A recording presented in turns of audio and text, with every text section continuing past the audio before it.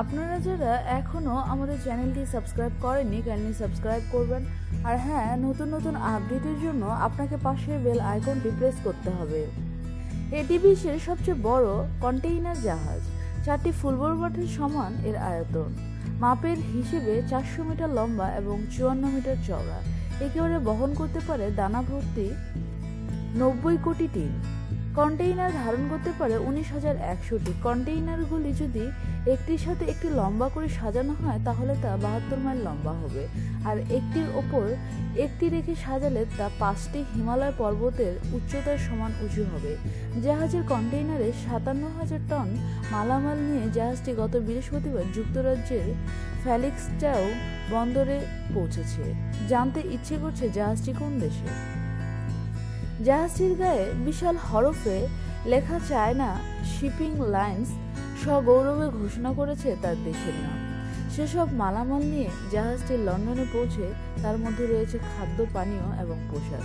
বৃহস্পতিবার 14 জানুয়ারি পর্যন্ত জাহাজটি যুক্তরাজ্য অবস্থানের পর আবার মালামাল বোঝাই করে রটারডাম, হামবার্গ এবং বেলজিয়ামের উদ্দেশ্যে রওনা দেওয়ার কথা রয়েছে। গত বছর ডিসেম্বর মাসে জাহাজটি সাংহাই থেকে লন্ডনের উদ্দেশ্যে যাত্রা করে, এরপর আবার দূরপ্রাচ্যে যাত্রা করবে। বিশ্বের সবচেয়ে বড় এই মালবাহী জাহাজটি রেজিস্ট্রি স্ট্যাম্প হিসেবে লেখা রয়েছে CSCL গ্লোব হংকং নামে। বোঝা যাচ্ছে জাহাজটি সেখানেই নির্মিত হয়েছে। পৃথিবীর সবচেয়ে বড় এই জাহাজটি লন্ডন বন্দরে পৌঁছায়। সেখানে এক ধরনের আনন্দঘন পরিবেশের সৃষ্টি হয়েছে। বন্দর থেকে পল ডেভি জানান, এটি খুবই চমৎকার একটি দিন, আমরা গর্বিত। বন্দরের প্রধান নির্বাহী কর্মকর্তা চেং জানান, ইউরোপ এশিয়ার মধ্যে বাণিজ্য সম্প্রসারণে এই জাহাজ গুরুত্বপূর্ণ ভূমিকা পালন করবে।